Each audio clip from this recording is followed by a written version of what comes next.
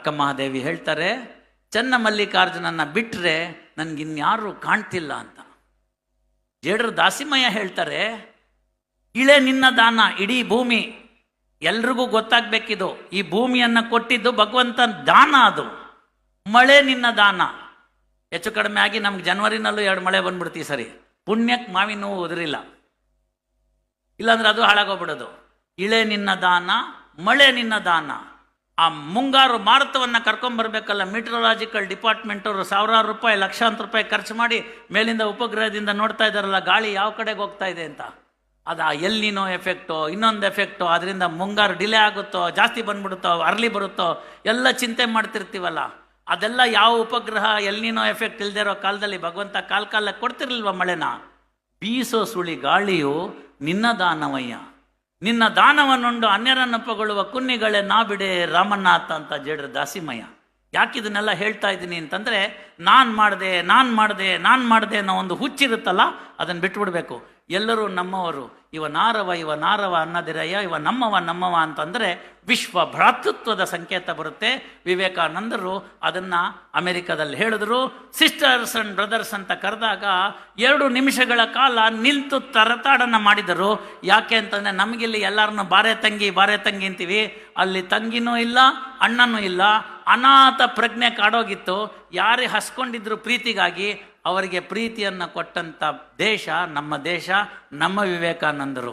ಇಲ್ಲಿ ನಮಗೆ ಒಡ ಹುಟ್ಟಿದ ಅಣ್ಣನಿಗೆ ಅಷ್ಟೋ ಇಷ್ಟೋ ಅಂಗ್ಲ ಜಾಗಕ್ಕಾಗಿ ಗಲಾಟೆ ಮಾಡಿಕೊಂಡು ಮರ್ಡರ್ಗಳು ಮಾಡ್ತಾ ಇದ್ದೀವಿ. ಆದರೆ ಅತಿಯಾದರೆ ಅಮೃತವೂ ವಿಷ ಅಂತ. ಇಲ್ಲಿ ಪ್ರೀತಿನೂ ಜಾಸ್ತಿ, ದ್ವೇಷನೂ ಜಾಸ್ತಿ, ಎರಡನ್ನೂ ಸಮಾನ ಮಾಡ್ಕೊಳ್ಳಿ. ಇಂತಹ ಒಂದು ಸಮಾರಂಭಗಳು, ಇಂತಹ ಪೂರ್ಣಿಮೆ ದಿವಸ ಪೂರ್ಣಚಂದ್ರನ ದಿವ್ಯ ದರ್ಶನ ಯಾವ ರೀತಿ ಆಗಿದೆ, ಅದೇ ರೀತಿ ನಿಮಗೂ ಕೂಡ ಎಲ್ಲವೂ ಸಿಗಬೇಕು. ಒಂದು ವಿಚಾರವನ್ನು ನಿಮ್ಮ ಮುಂದೆ ಹೇಳಿ, ಸ್ವಲ್ಪ ಒಂಥರ ಎಲ್ಲ ಸೀರಿಯಸ್ ಆಗಿಬಿಡ್ತು, ನೀವೆಲ್ಲ ಮನಸ್ಸಿನಲ್ಲಿ ಬೇಜಾರು ಮಾಡ್ಕೋಬಾರ್ದು ಅಂತ ಹೇಳ್ತೀನಿ. ಒಬ್ಬ ವ್ಯಕ್ತಿ ಸ್ವಲ್ಪ ಕುಂಟ್ಕೋತಾ ಹೋಗ್ತಿರ್ತಾನೆ. ಅಲ್ಲಿ 3 ಜನ ವೈದ್ಯರು ಇರ್ತಾರೆ, ದೂರದಿಂದನೇ ನೋಡ್ತಾರೆ, ಎಲ್ಲ MD ಅದು ಇದು ಎಲ್ಲ ಮಾಡಿರೋರು. ಒಬ್ಬನು ಹೇಳ್ತಾನೆ, ಅವನಿಗೆ ಮೋಸ್ಟ್ಲಿ ಆ್ಯಂಕಲ್ನಲ್ಲಿ ಪ್ರಾಬ್ಲಮ್ ಆಗಿರಬೇಕು, there may be hairline fracture ಅಂತ. ಇಮಿಡಿಯೇಟ್ಲಿ ಇನ್ನೊಬ್ಬ ಡಾಕ್ಟರ್ ಹೇಳ್ತಾನೆ, no it's a nervous disability, ನರ ಎಳೆದುಬಿಟ್ಟಿದೆ, ಅದಕ್ಕೆ ಕಾಲು ಕುಂಟ್ಕೊಂಡು ಹೋಗ್ತಾ ಇದ್ದೇನೆ ಅಂತ. ಮತ್ತೊಬ್ಬ ಡಾಕ್ಟರ್ ಹೇಳ್ತಾನೆ, ನೀವಿಬ್ಬರು ತಪ್ಪು, ನಾನು ಅಮೇರಿಕಾದಲ್ಲಿ ಓದಿದ್ದೀನಿ, ಅವ್ನಿಗೆ ಅವೆರಡೂ ಆಗಿಲ್ಲ, ಕಾಲಿನಲ್ಲಿ ಹುಟ್ತಾನೇ ಪ್ರಾಬ್ಲಮ್ ಇದೆ, ಅದಕ್ಕೆ ಎಳೆದೆಳೆದು ಕಾಲು ಆಗ್ತಾ ಇದ್ದಾನೆ ಅಂತ. ಸರಿ, 3 ಜನನೂ ಹೋಗ್ಬಿಟ್ಟು ಅವನ್ನೆಲ್ಲ ಟೆಸ್ಟ್ ಮಾಡೋಣ ಅಂತ ಕೇಳ್ತಾರೆ, ಏನಾಗಿದ್ಯಪ್ಪ ಅಂತ. ಏನಿಲ್ಲ, ಚಪ್ಪಲಿದು ಉಂಗುಷ್ಟ ಕಿತ್ತೋಗಿದೆ, ಅದಕ್ಕೋಸ್ಕರ ಹಿಂಗೆ ಎಳ್ಕೊಂಡು ಹೋಗ್ತಾ ಇದ್ದೀನಿ ಅಂತಾನೆ. ನಮ್ಮಲ್ಲಿರ್ತಕ್ಕಂಥ ಹಲವು ಪ್ರಕರಣಗಳು ಉಂಗುಷ್ಟ ಕಿತ್ತೋಗಿರೋದು. ನೀವು ಅದನ್ನು ದೊಡ್ಡದು ಮಾಡಿಬಿಟ್ಟು ಹಾಳು ಮಾಡ್ಕೋಬೇಡಿ. ನಿಮ್ಮ ಸಮಯ, ದುಡ್ಡು, ಸರ್ಕಾರ ಎಲ್ಲ ಹಾಳಾಗೋಗುತ್ತೆ. ಕೇಳ್ಬೋದು ನಿಮಗೆ, ಇದೆಲ್ಲ ತೆಗೆದುಬಿಟ್ರೆ ನಾಳೆ ಬೆಳಗ್ಗೆ ನೀವು ಅನ್ಎಂಪ್ಲಾಯ್ಡ್ ಅಲ್ವಾ ಸರ್ ಅಂತ.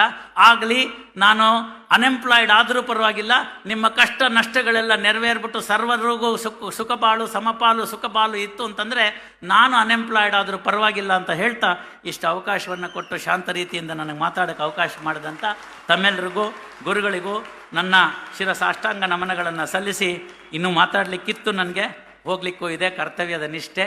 ಹಾಗಾಗಿ ಇಲ್ಲಿಗೆ ಮಾತನ್ನು ಮುಗಿಸ್ತಾ ಇದ್ದೀನಿ. ಎಲ್ರಿಗೂ ಧನ್ಯವಾದಗಳು.